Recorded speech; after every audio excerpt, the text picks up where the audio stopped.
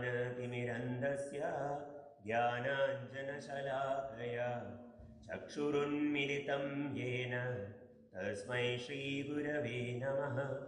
श्रीचैतन्यमनोभीष्टं स्थापितं येन भूतले स्वयं रूपः कदा मह्यं ददाति स्वपदान्तिकं।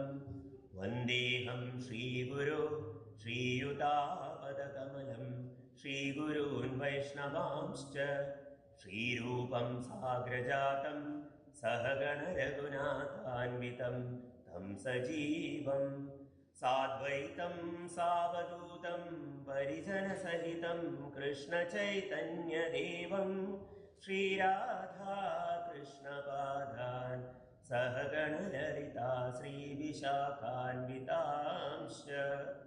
हे कृष्णा करुणा सिन्धु दीनबन्धो जगत्पते Gopesh गोपिकान्त Radhakant नमोऽस्तुते।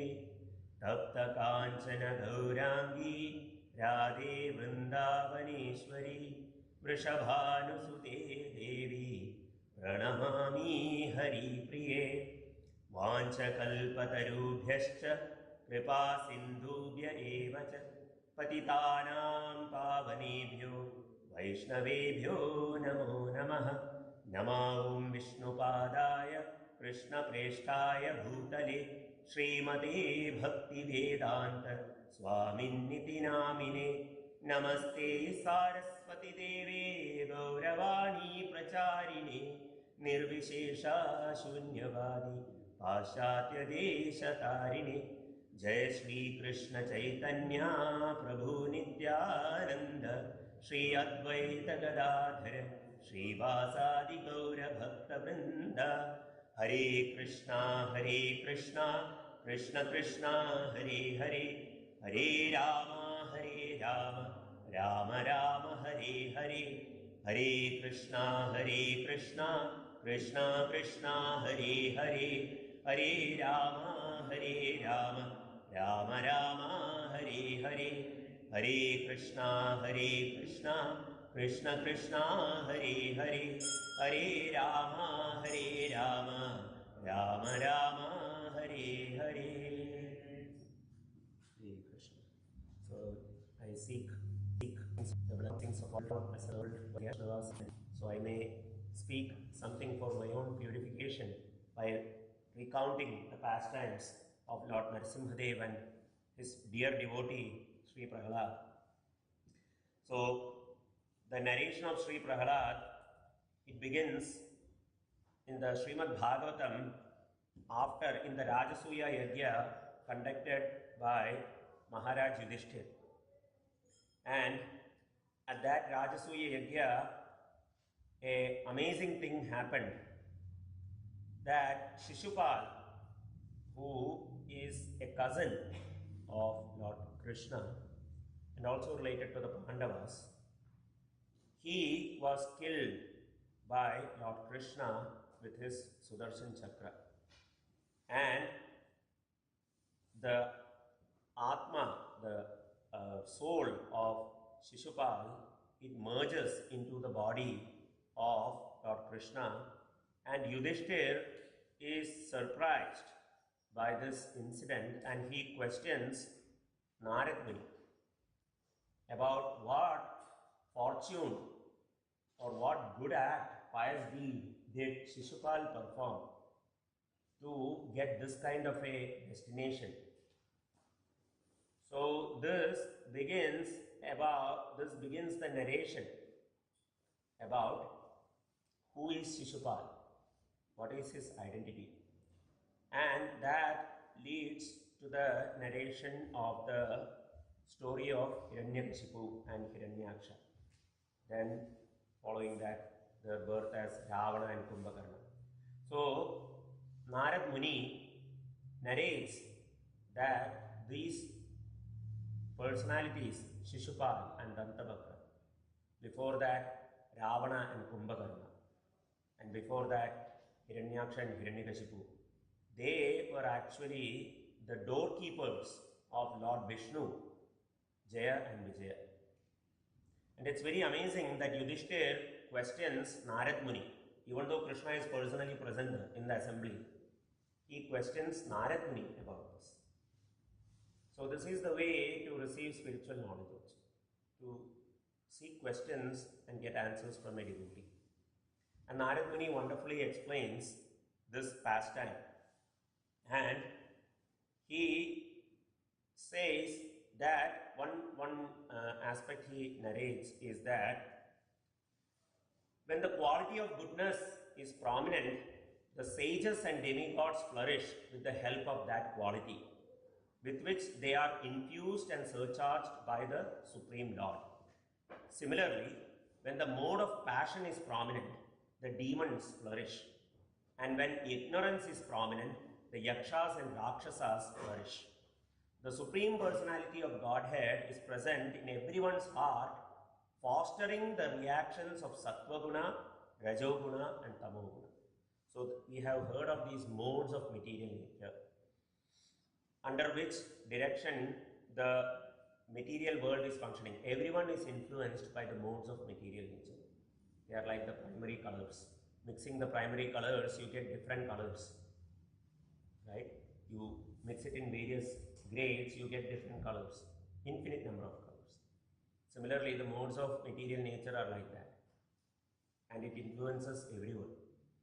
And Sri Narad Muni goes on to explain that it looks as if the Supreme Lord is partial to the devotees. So he says that Yannibadhu abhimano ayam tat vadat praninam vadaha tathana yasya kaivalyat abhimano akhilatmanaha parasya dhama karturhi himsakenasya kalpyate. That he goes on to say, this is very important, because of the bodily conception of life, the conditioned soul thinks that when the body is annihilated, the living being is annihilated. Lord Vishnu, the Supreme Personality of Godhead, is the Supreme Controller, the Super Soul of all living entities. Because he has no material body, he has no false conception of I and mine. It is therefore incorrect to think that he feels pleasure or pain when blasphemed or offered prayers. This is impossible for him.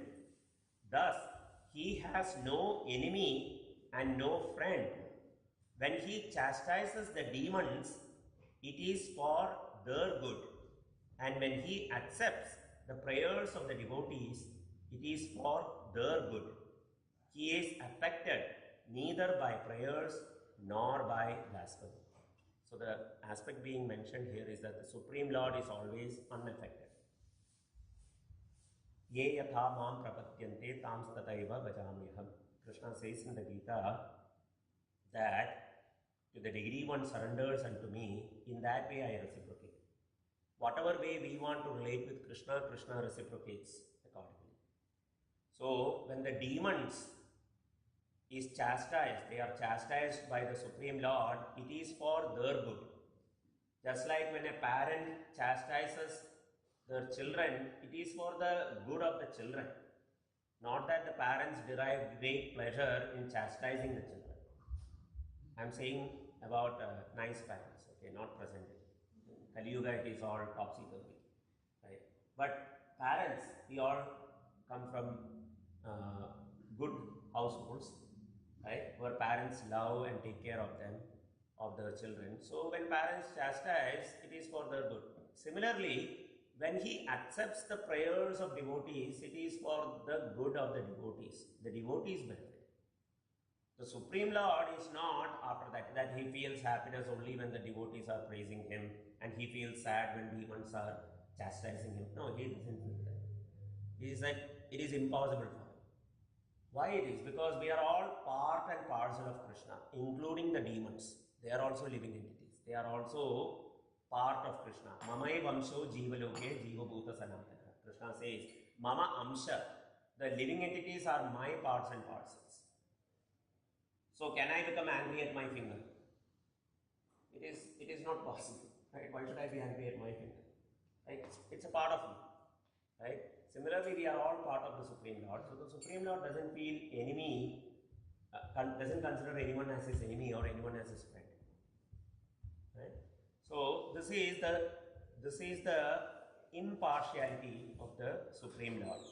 And the story goes that once upon a time, Lakshmi Devi in the Vaikuntha, she was talking to Lord Narayana, Mahavishnu.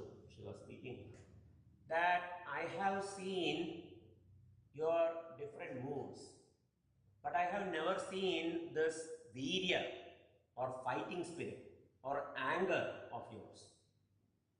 Huh? I never seen, and Lord Vishnu just smiled when he heard that. At that same time, the doorkeepers of Mahavishnu, they were having a conversation.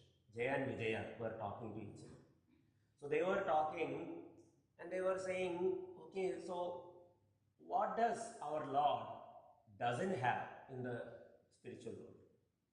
They were looking like there are devotees who are ready to serve him at all points. Lakshmi Sahasra Sada Sambrama Sevyamanam. Right? There are thousands of Lakshmi Devis who are mopping the floor, who are ready to offer all kinds of services to Lord Narayana. So what doesn't our Lord have in this Vaikuntha? And they were discussing and they said, the Lord doesn't have anyone to fight with. Because in the Vaikuntha, nobody fights with the Lord. Right? Everybody is like always, I am your Das. Right? So nobody is there to fight with the Lord. So in this way, Jaya and Vijaya were talking. At that same moment, the four Kumaras, the sons of Lord Brahma, who were actually incarnations of the Supreme Lord, they appeared. So the four sons of Brahma, they are the oldest, the first sons of Brahma. So they are older than any other living entity in the universe, even older than Lord Shiva. So they appeared, but they had a bodily form like small babies. And they didn't wear any clothes, right? Because they were non-attached to anything in the material world. They didn't care. So they come to the doorsteps when Jaya and Vijaya were having this conversation. And they tried to enter, and Jaya and Vijaya stopped them because they looked upon this like, what is this? Small children are trying to enter without clothes. They said, no, you can't enter. No admission. So the four Kumaras understood. Oh, you are thinking in terms of the body. How the body is looking, and you are saying so and so is qualified, so and so is disqualified, right? Or not qualified, you cannot enter. You are placing restrictions, you are seeing dualities in a place where there is no duality. So they curse that, okay, you go to the material world where this duality exists. So you go there from Vaikuntha, you fly. Immediately Lord Vishnu rushes to the gates of Vaikuntha and he meets the Kumaras there. So this is the background. So these two doorkeepers, anyway, there is a conversation that happens. For the sake of time, I am going through the essential to give the background. And so this Jaya and Vijaya take birth first as Hiranyaksha and Hiranyakashipu. And Hiranyaksha was killed by Lord Varahadev, the incarnation of the Lord. And then Hiranyakashipu becomes very upset and he decides that he is going to perform tapasya and achieve immortality.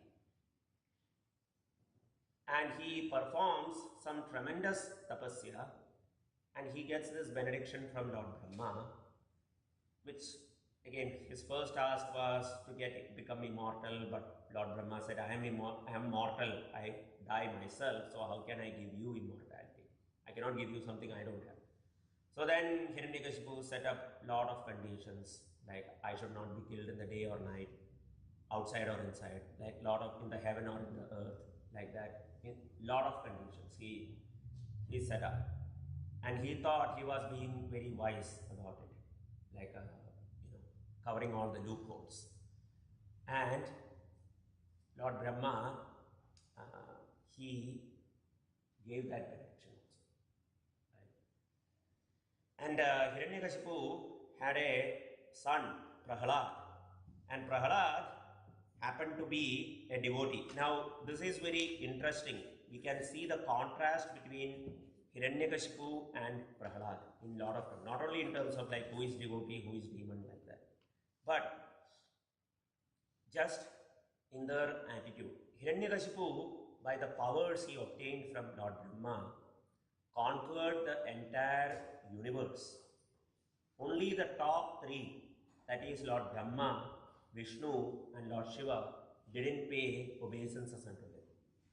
Everyone else in the universe paid obeisances to Hiranyakashipu. Shri Srinithai Sitranadav Bhagwan ki jai, Shri Lakshmi Narasimha Bhagwan ki.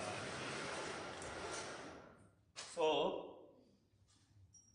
Hiranyakashipu, even after conquering the entire universe and with all the demigods shaking in their boots before him, he was always fearful, he was unhappy. Prahlada, on the other hand, was just a small boy living in the house of the biggest demon. Prahlada had no one to support him. In fact, it was not like there were daily Srimad Bhagavatam classes there. Right? He was alone, practicing, right, Krishna consciousness. He was always remembering Krishna. Nobody could shake him. Just imagine a 5-year-old boy, right? If the parents say, no, you can't have candy, they will start crying, right? And Prahlada is living in the house of the biggest demon who is controlling everyone. But Prahlada was fearless and he was happy in his heart. But Hiranyakashipu, on the other hand, he was always worried as to what is going to happen. And he was always anxious that everybody bow down to him. The desire to seek respect, the desire to possess power, it was burning him from within. And he was never satisfied. So, this small boy Prahlada, let me find this verse. Yes. So, Narad Muni is explaining the qualities of Prahlada. And this is very important set of verses. So, I will just read the translations. So, this is from the 7th Canto of the Srimad Bhagavatam, 4th chapter, verses 31-32. So, the qualities of Maharaja Prahlada, the son of Hiranyakashipu, are described herewith. He was completely cultured as a qualified Brahmana, having very good character and being determined to understand the absolute truth. He had full control of his senses and mind. Like the super soul, he was kind to every living entity and was the best friend of everyone. To respectable persons, he acted exactly like a menial servant. To the poor, he was like a father. To his equals, he was attached like a sympathetic brother. And he considered his teachers, spiritual masters, and older god brothers to be as good as the Supreme Personality of Godhead.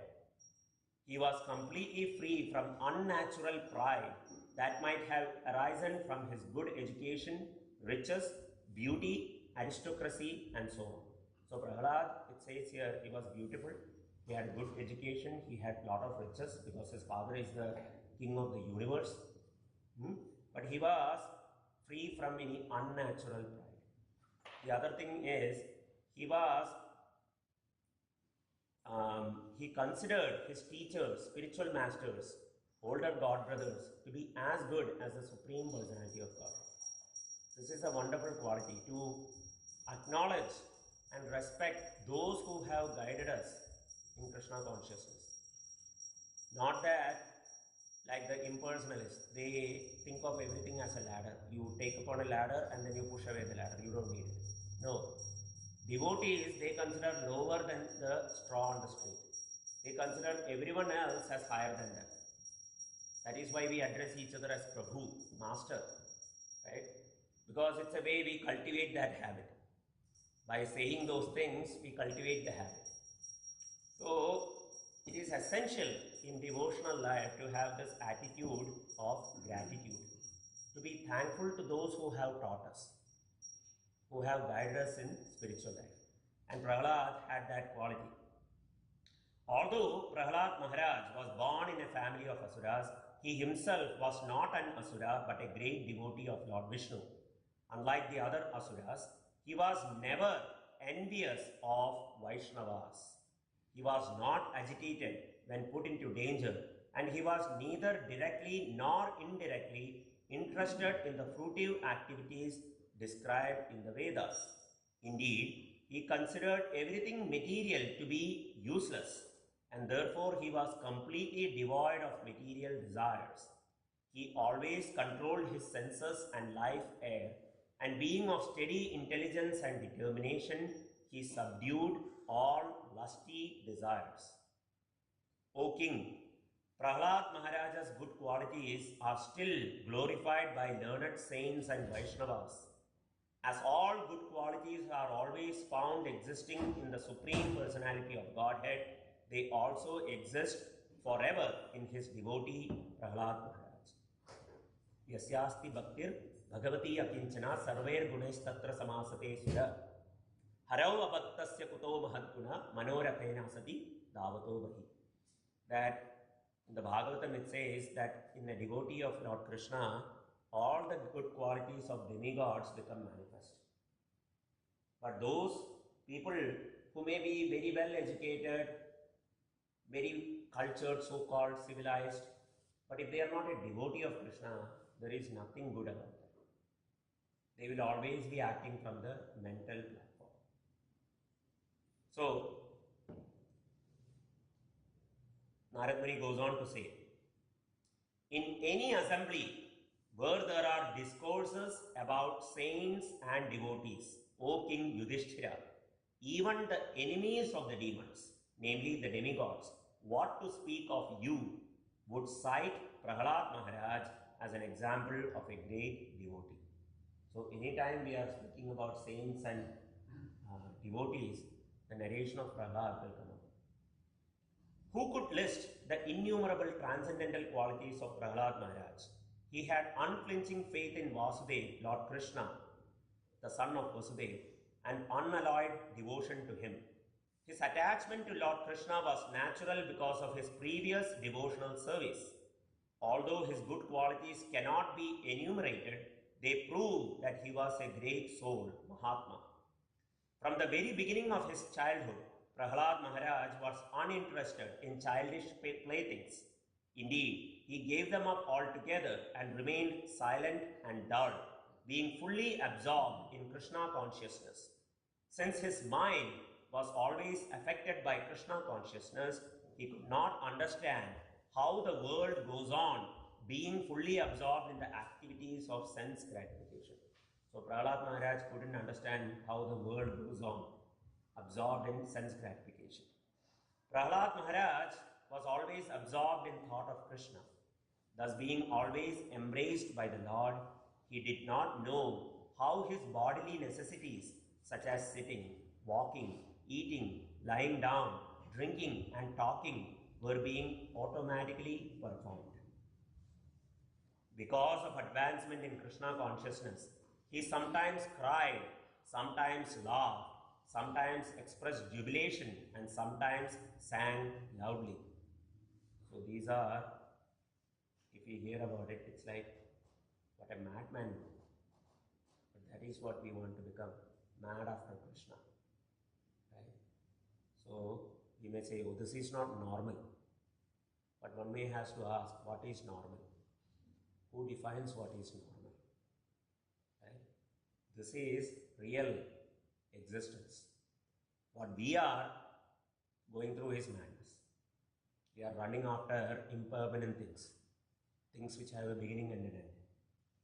Even this body which we care for will leave us, or we have to leave the body, right? There is death, that is going to come. So what is real normal?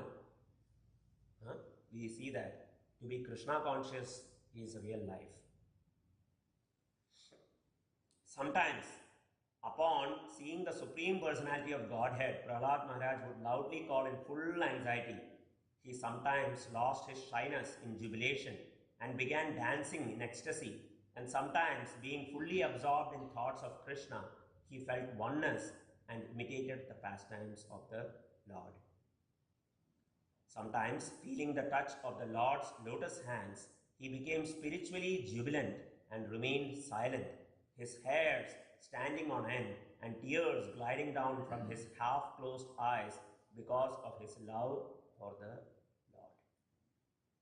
So, Lord Vishnu was always in contact with Sri Prahlad. It was not that Prahlad didn't feel or missed the association of Lord. Krishna says, to those who are exclusively devoted unto me, I am never lost to them, nor are they ever lost to me.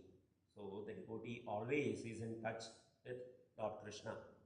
So this Prahlad was sent to school like the other boys of his age, under the tutelage of Shanda and Amarka. They were the sons of Shukracharya, the spiritual master of the demons. And after some time of education, they brought Prahlad before Hiranyakashipu. And Hiranyakashipu takes Prahlad upon his lap, and with great love, he smells Prahlad's head, which is a natural thing a father does. And he asks Prahlad, what is the best thing you have learned so far? You have been going to school for some days now. So, this is the first instruction that Prahlad speaks, and we can see the level of Prahlad's realization. Shri Prahlada Vacha Tat Sadhu Manye Suravaryate Hinam Sada Samudvikna Dhiyam Asadgrahat Hitvatma Patam Grihamanda Kupam Vanam Gato Yadharim Ashrayeta. So Prahlad Maharaj replied, O best of the Asuras, king of the demons, as far as I have learned from my spiritual master, any person who has accepted a temporary body and temporary household life is certainly embarrassed by anxiety because of having fallen in a dark well where there is no water but only suffering. One should give up this position and go to the forest, Vana. More clearly, one should go to Vrindavana, where only Krishna consciousness is prevalent, and should thus take shelter of the Supreme Personality of Godhead. So, 5-year-old boy is saying like this. Hiranyakashipu was not expecting this reply. He was thinking that Prahlad would say like, I like laddus, or I like rasgullas, or something like that. He was not expecting this reply. So, when Prahlad spoke thus, that if one wants success in life, he should immediately understand from the right sources what his self-interest is and how he should mold his life in spiritual consciousness. What is the purpose of human form of life? Why are we here? Right? This is a question that every human being should ask. The Vedas prescribe Athato Brahma Jignasa. Now that we have a human form of life, one should inquire, what is the purpose of human form of life? Why am I here? Why am I suffering? Why do good people have bad things happen to them? Right? Why this world is constituted this way? Right? Why do I have to take birth? Why do I have to become old? Why do I have to get diseases? Why do I have to die?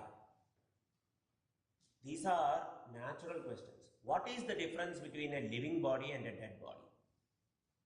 Very simple questions.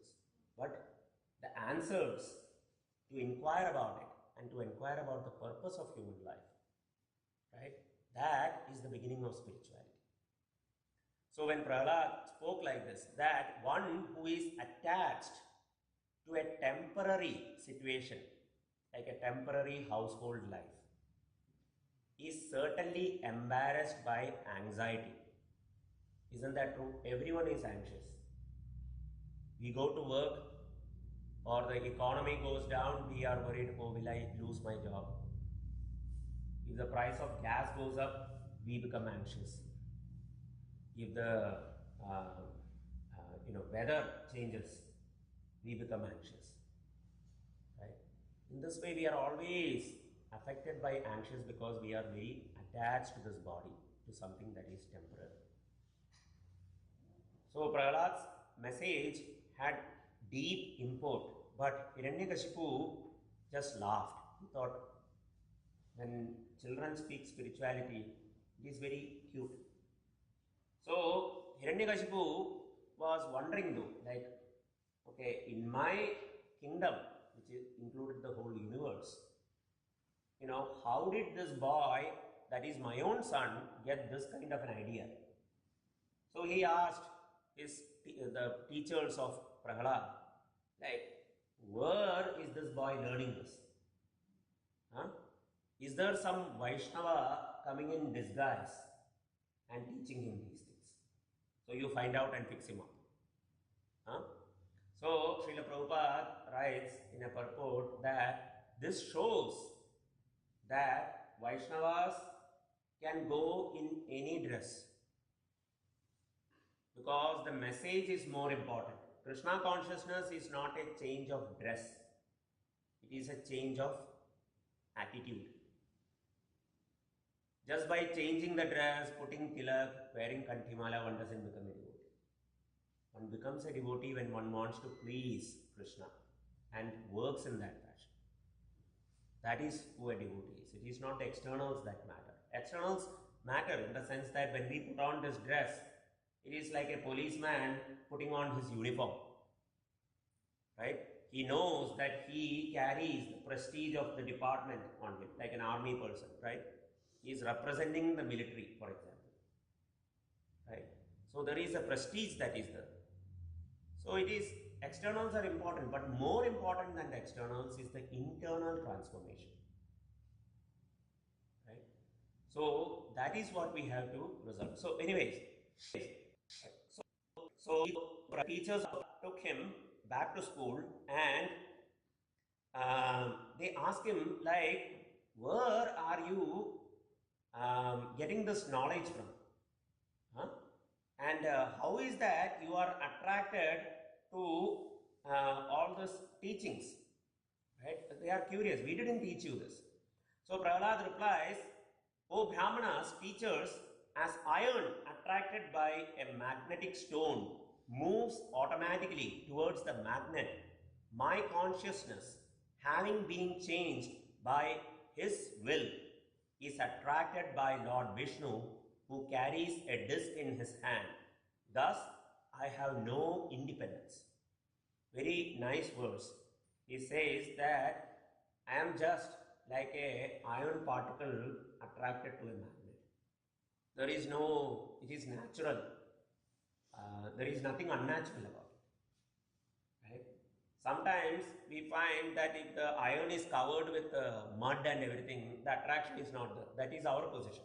Because we have so many coverings of lust, anger, greed, illusion, like that. We are still attracted to many material things. We are not so attracted to Krishna. Right? But Prahlad had no such attraction, as we heard about him.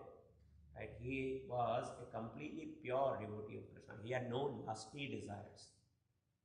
So his attraction was very natural.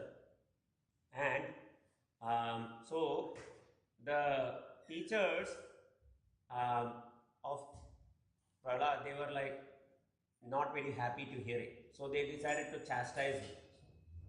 And they continued the teachings of politics because, he is a Kshatriya, so he has to be taught politics. Who is enemy, who is friend. But Prahlad didn't see anybody as his friend, anybody as his enemy. He saw everyone as and parcel of Krishna. Right? And that's why he is called as a Pandita. Krishna says in the Gita, Vidya Vinaya Sampanne, Brahmane Gavi Hastini, Shuni Chaiva Swapakecha, Pandita Samadarshinaha. Samadarshi means he sees everyone with an equal vision. That is a Pandita. What is the first qualification? Vidya. He has knowledge. The second is also the Vinaya, means humility. Vidya Vinaya Sampanne, one who is endowed with knowledge and humility as a result of it. Brahmane Gavi Hastini. He sees with equal vision a Brahmana, right? A elephant, a dog, or even a dog eater, one who eats dogs. He sees with equal vision all of them. Right? So this is a Pandita. So in this way, Prahlad didn't appreciate the teachings of his teachers who were trying to teach him in politics. You have to see this person as enemy, this is your friend. There is a saying, in politics there are no permanent friends, no permanent enemies. Make alliances with whoever according to circumstances, right? It's a very low class. Politics is a dirty game, right? So Prahlad didn't appreciate for all of that. And after some time, again Prahlad is brought before Hiranyakashipu, and again Prahlad pays obeisances to his father like a dutiful son he pays. And Hiranyakashipu becomes very glad, and he again takes Prahlad upon his lap and again asks this question, what is the best thing you have learned from your teachers? And Prahlad, this is a very famous verse in the Bhagavatam. Sri Prahladu Vacha Shravanam Kirtanam Vishnu Smaranam Pada Sevanam Archanam Vandanam Dhasyam Sakhyam Atma Nivedanam Iti Pumsarpita Vishnu Bhaktischena Valakshana Kriyeta Bhagavati Adha Tanmanye Aditam Uttamam. So Prahlad replies, Prahlad Maharaj said, hearing and chanting about the transcendental holy name, form, qualities, paraphernalia and pastimes of Lord Vishnu, remembering them, serving the lotus feet of the Lord, offering the Lord respectful worship with 16 types of paraphernalia, offering prayers to the Lord, becoming his servant, considering the Lord one's best friend and surrendering everything unto him. In other words, serving him in body, mind and words. These 9 processes are accepted as pure devotional service. One who has dedicated his life to the service of Krishna through these 9 methods should be understood to be the most learned person, for he has acquired complete knowledge. Now, the purport for this verse, this set of verses, is the longest in the Srimad Bhagavatam. There are about 22 pages of where Srila Prabhupada goes in detail about these 9 processes.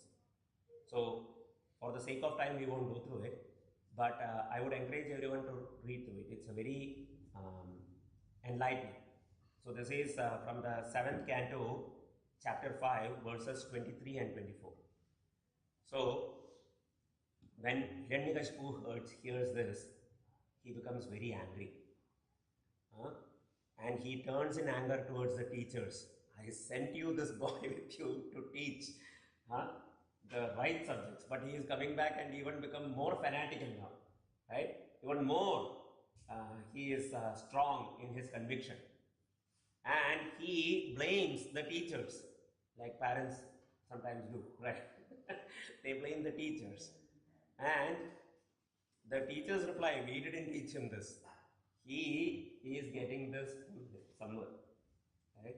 And Hiranyakashipu become very upset, and he instructs his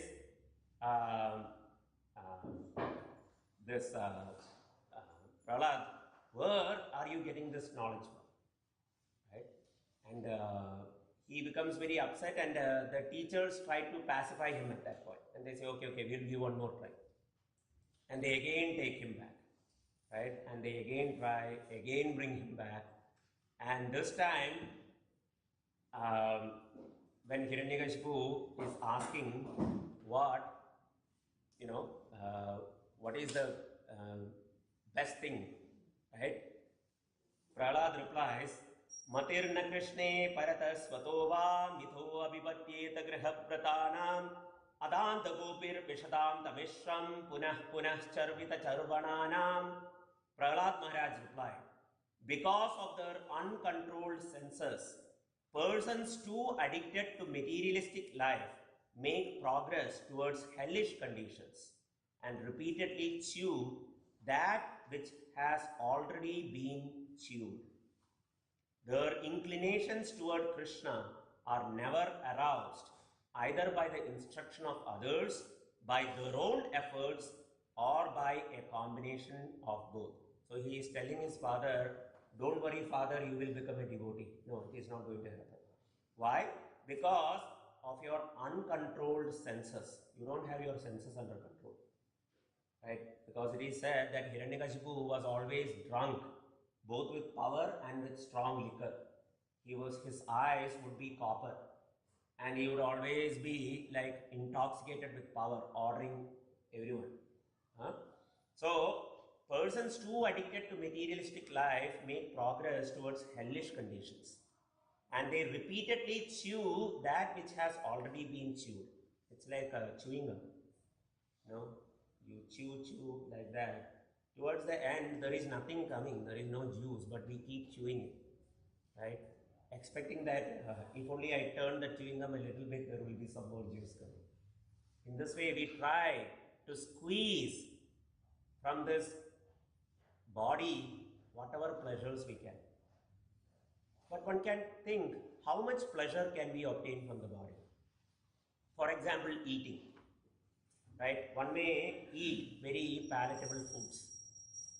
But after our stomach is filled, we cannot take one more morsel. We cannot even take one more bite. In fact, the same thing that we were attracted by will repulse us. Oh, I can't take one more gulab jamun. No, I can't. Right? Even if somebody forces us, we will say no. Like if we are proud of this body, like when the body becomes old, the body doesn't even cooperate with what we want. Right? Like we may want to eat so many things, but no, I have sugar, diabetes, or I have gas, or I have this. I can't sleep if I eat. The body stops cooperating. So what pleasure can we expect from this body for a limited period of time? We try to squeeze out whatever. Right? That is chewing what has already been chewed. We have passed through millions of life forms. Right? After passing through many 8,400,000 species of life, one gets a human form of life. So, in each animal species, there is some pleasure. The animal is good at something. Right? Like a pigeon can have sex number of times in a day without any problem, right? Or a bear can sleep for 6 months without eating at all. It can sleep, right? So we have passed through all these life forms before getting the human form of life. So the human form of life is very rare. In fact, in the Srimad Bhagavatam, in the 11th Canto, Krishna speaks about this verse.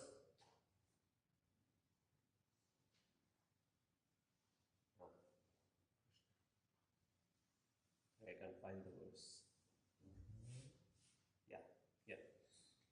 Ladhva sudurlabam idabahu sambhavante manushyam arthadam anityam api hadira turnam yate tanapathet anumrityu yavan nishreyasaya vishayah kalu sarvatah syat. That after many births and deaths, one achieves the rare human form of life, which, although temporary, affords one the opportunity to attain the highest perfection. Thus, a sober human being should quickly endeavor for the ultimate perfection of life as long as his body, which is always subject to death, has not fallen down and died. After all, sense gratification is available even in the most abominable species of life, whereas Krishna consciousness is possible only for a human being. So this is why the human form of life is so important. So instead of running after these temporary things, one should strive for Krishna consciousness. This is not to say that one should run away from their duties. No. We have to perform our duties, but instead of for our own satisfaction, we have to do it for the satisfaction of Krishna. Tasmat sarveshu kaleshu mamam anusmarya yudhyacha mai arpita mano buddhir mamaevaishyasi asamshayaha. Krishna says in the Gita that, O Arjuna, therefore, you should always think of me and at the same time do your duty of fighting. In this way, with your mind and intelligence fixed upon me, you will come back to me without a doubt. So this is the essential teachings of Sri Prahlada. Of course, there are more, but I wanted to capture what is the essential aspects. What is the purpose of human form of life? And we should devote our time and energy for that. So one can still go to one's job, one can still earn a livelihood, etc. One can still cook and have food, but do it as an offering unto Krishna. If you are cooking, offer it to Krishna, and then you can take that food as prasad. It doesn't invoke any karma.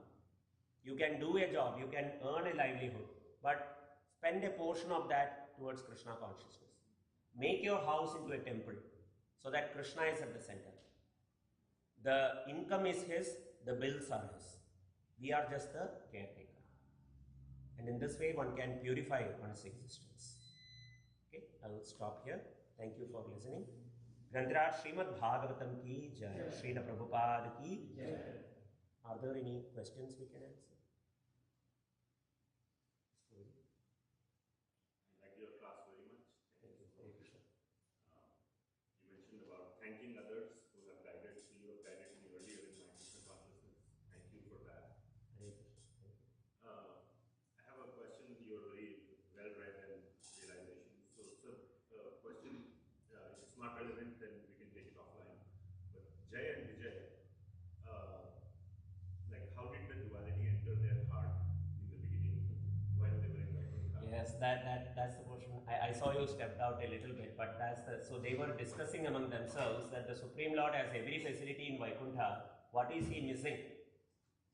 And they came to the conclusion that there is nobody to fight with him in Vaikuntha. He doesn't get an opportunity to display his virya. The same desire Lakshmi Devi also expressed at that same time, that I have never seen your virya, the fighting spirit. So this desire had entered their heart that, the Supreme Lord would want to fight, because, we fight with somebody and we get this pleasure, right, of wrestling with somebody. But they were thinking that in Vaikuntha nobody would fight with the Lord. So the Lord is in everyone's heart. He understands the desires of all people. So Lakshmi Devi's desire was there, Jaya and Vijaya's desire was there. When they were speaking this, at that exact moment, the four Kumaras came.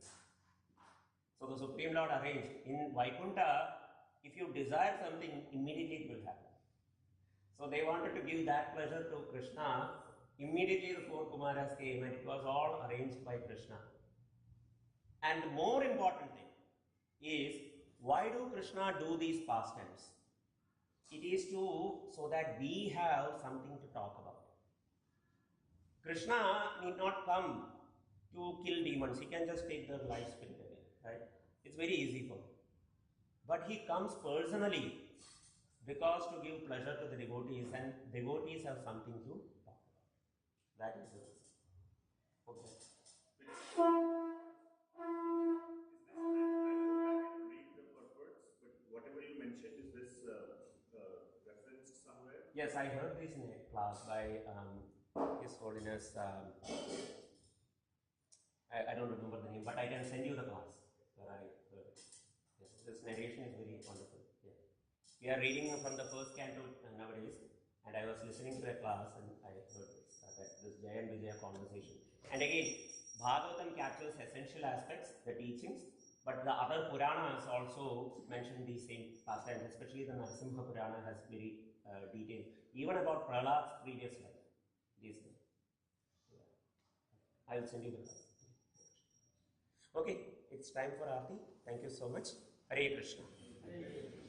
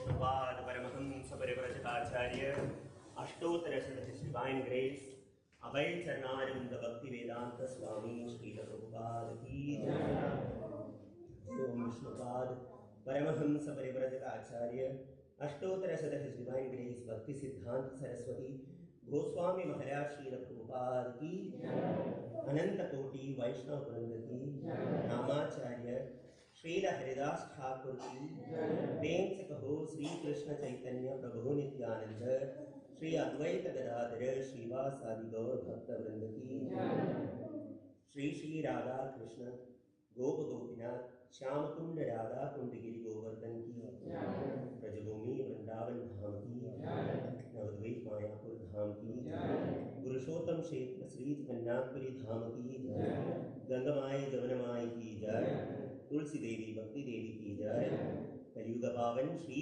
हरिनाम संकीर्तन की जय transcendental book एवं प्रसादम distribution की जय श्री श्री निताय सच्चिदानंद देव भगवान की श्री श्री लक्ष्मी नरसिंह देव भगवान की निताय गौर प्रेमानंदे all glories to assembled devotees Hare Krishna all glories to assembled devotees Hare Krishna all glories to assembled devotees Hare Krishna all glories to Sri Sri Guru and Gauranga all glories to Sri Prabhupada Ki Jai.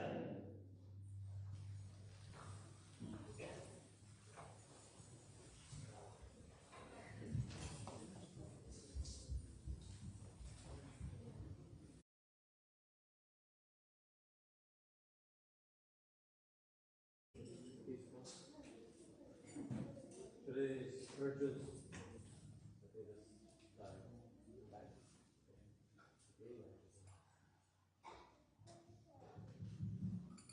Today's Urja's birthday, and you'd like to sing your Shivali prayer with Gopal. Would you like to hold this for him or something?